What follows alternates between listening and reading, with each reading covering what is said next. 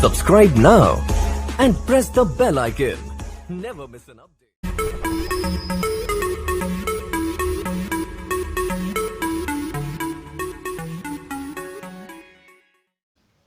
नमस्कार दोस्तों, स्वागत आप सभी का एक बार फिर से एजुकेशन टिप्स एंड ट्रिक के यूट्यूब चैनल पर। रीट और जो आरपीएससी फर्स्ट ग्रेड जो भर्तियां थी उनकी एग्जाम डेट पहले निश्चित कर दी गई थी साथियों, लेकिन अभी कोरोना महामारी के चलते इनकी एग्जाम डेट जो है वो असमंजस की स्थिति में थी।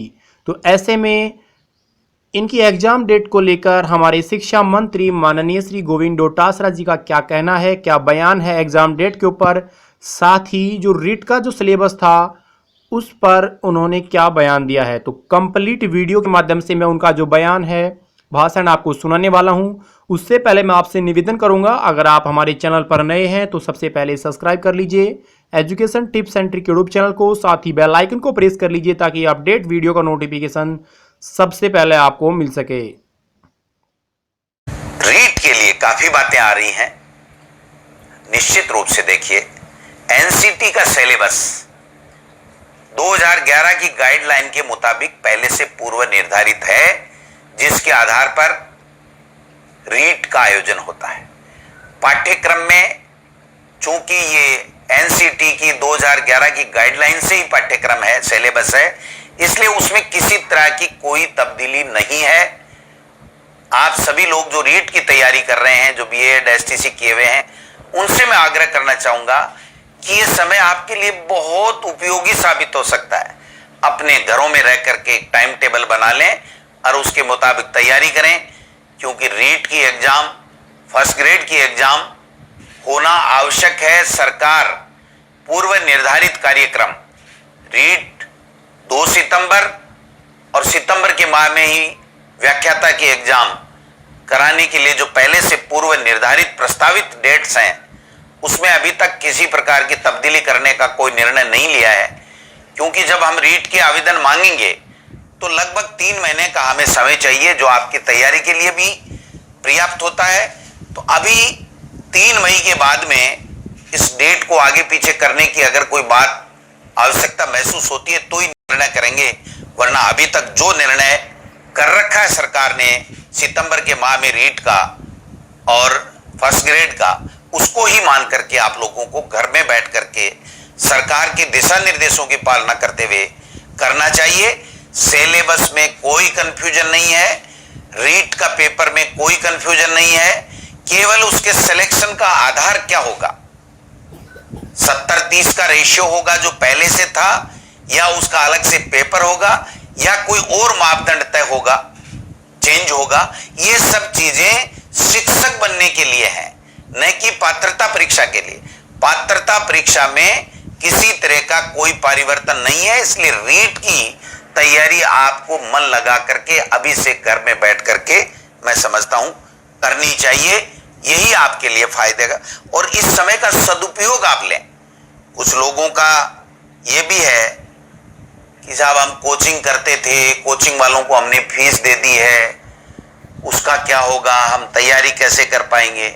मैं आपसे निवेदन करना चाहता हूं, किसी भी कोचिंग इंस्टीट्यूट को आपने कोर्स कराने की फीस दी है, निश्चित रूप से वो कोचिंग इंस्टीट्यूट आपके हमारे ही समाज का हिस्सा है।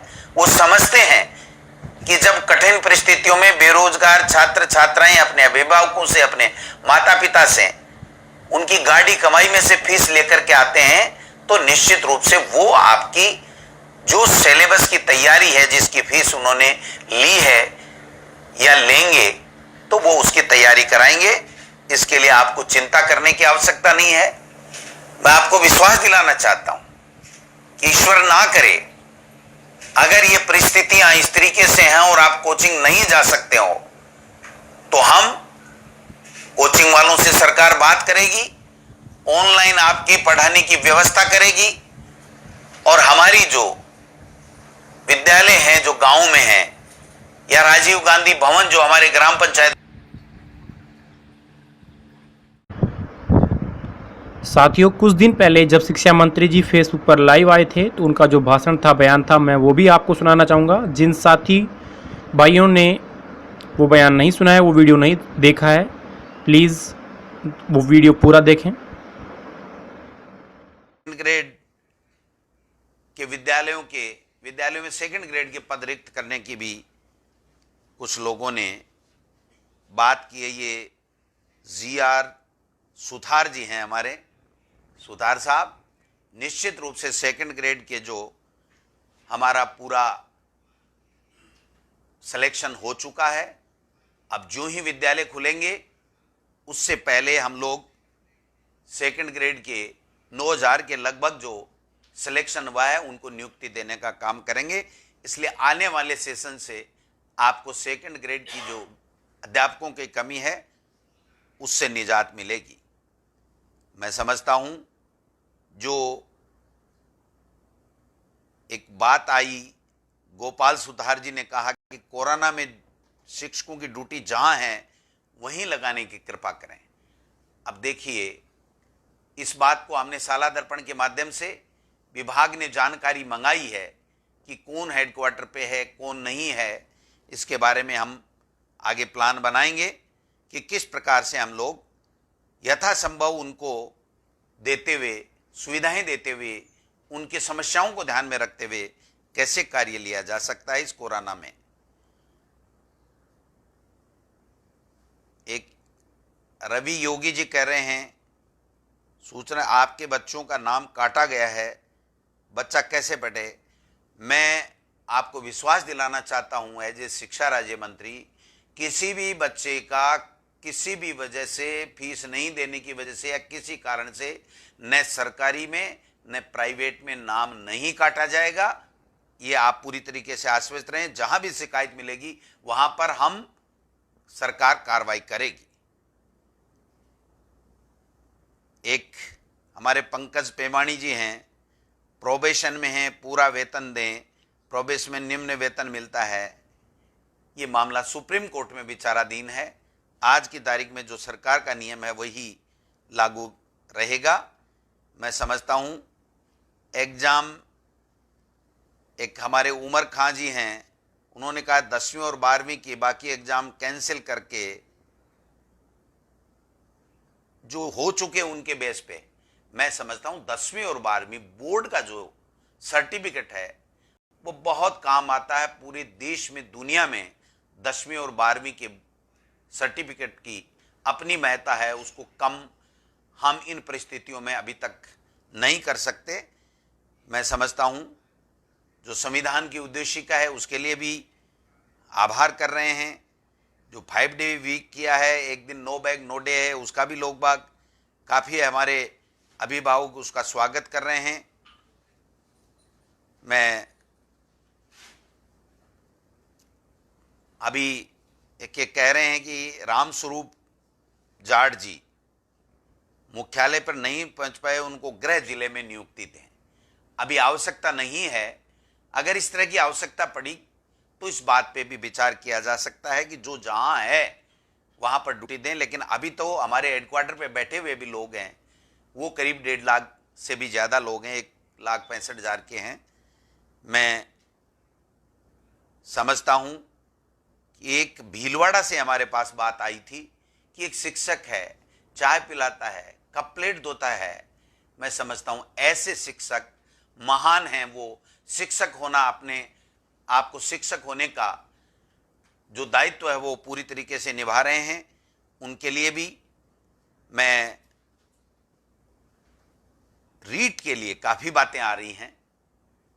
निश्चित रूप से देखिए, एनसीटी का सिलेबस 2011 की गाइडलाइन के मुताबिक पहले से पूर्व निर्धारित है, जिसके आधार पर रीट का आयोजन होता है।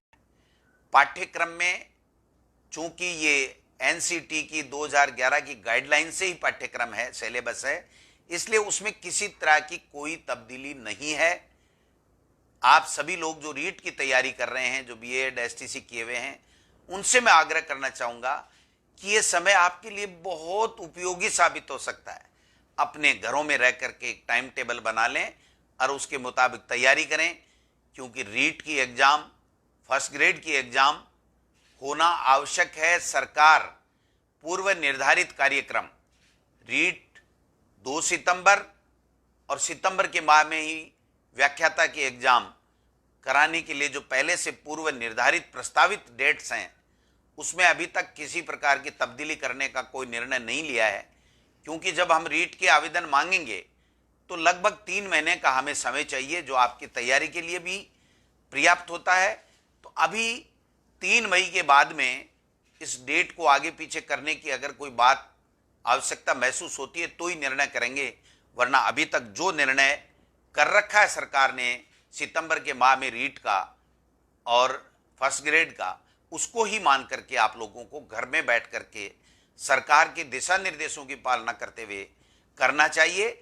सिलेबस में कोई कंफ्यूजन नहीं है, रीट का पेपर में कोई कंफ्यूजन नहीं है, केवल उसके सिलेक्शन का आधार क्या होगा, 70-30 का रेशियो होगा जो पहले से था, या उसका अलग से पेपर होगा, या कोई और मापदंड तय होगा, चेंज होगा। ये सब चीजें शिक्षक बनने के लिए हैं, न कि पात्रता परीक्षा के लिए। पात्रता परीक्षा में किसी तरह का कोई परिवर्तन नहीं है, इसलिए रीट की तैयारी आपको मन लगा करके अभी से घर में बैठ करके मैं समझता हूं करनी चाहिए। यही आपके लिए फायदे का, और इस समय का सदुपयोग आप लें। कुछ लोगों का ये भी है कि साहब हम कोचिंग करते थे, कोचिंग वालों को हमने फीस दे दी है, उसका क्या होगा, हम तैयारी कैसे कर पाएंगे।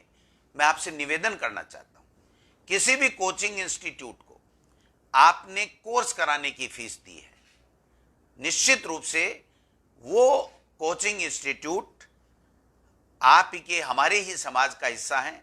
वो समझते हैं कि जब कठिन परिस्थितियों में बेरोजगार छात्र छात्राएं अपने अभिभावकों से, अपने माता पिता से, उनकी गाड़ी कमाई में से फीस लेकर के आते हैं, तो निश्चित रूप से वो आपकी जो सिलेबस की तैयारी है, जिसकी फीस उन्होंने ली है या लेंगे, तो वो उसकी तैयारी कराएंगे। इसके लिए आपको चिंता करने की आवश्यकता नहीं है। मैं आपको विश्वास दिलाना चाहता हूं कि ईश्वर ना करे अगर ये परिस्थितियां इस तरीके से हैं और आप कोचिंग नहीं जा सकते हो, तो हम कोचिंग वालों से सरकार बात करेगी, ऑनलाइन आपके पढ़ाने की व्यवस्था करेगी, और हमारी जो विद्यालय हैं जो गांव में हैं, या राजीव गांधी भवन जो हमारे ग्राम पंचायत मुख्यालय पे हैं, उनके ऊपर भी हम किस तरीके से ऑनलाइन आपकी तैयारी के लिए, चाहे वो स्कूली शिक्षा की हो, चाहे वो किसी कॉम्पिटिटिव एग्जाम की हो, उसके लिए भी हम लोग अंदर ही अंदर हमारे विभाग की तरफ से तैयारी कर रहे हैं। आपको चिंता करने की आवश्यकता नहीं है। मैं समझता हूं कि काफी ऐसे प्रश्न हैं जो आज विस्तार से दिया जाना संभव नहीं है, लेकिन जो मोटा मोटी मेन जो फोकस की बात है वो यही है कि स्कूली शिक्षा की पाठ्य पुस्तकें उपलब्ध कराना, उनको ऑनलाइन जो भी हमारे पास सामग्री हो वो उपलब्ध कराना, उनकी कैरियर गाइडेंस के लिए उनको दिशा निर्देश देना। ये सब चीजें हम धीरे धीरे, हमारा विभाग, हमारे विभाग के अधिकारी इसमें लगे हुए हैं। हमारे शिक्षक जो बिना कोई किसी तरह की शिकन लाए अपनी ड्यूटी कर रहे हैं इस कोरोना से बचाने के लिए, और साथ साथ में अपने अपने वार्डों में जहां उनकी ड्यूटी लगी हुई है वहां पर वो ये बात भी देख रहे हैं कि कौन बच्चा ड्रॉप आउट है, जिसको हम विद्यालय जब वापस पुनः खुले, सेशन जब शुरू हो, तो उस बच्चे को हम पढ़ाने के लिए लाएं। ऐसे लोगों को मैं शिक्षा मंत्री होने के नाते उनको सैल्यूट करता हूं, आपके जज्बे को प्रणाम करता हूं कि वास्तव में शिक्षक होने का धर्म आप लोग निभा रहे हैं।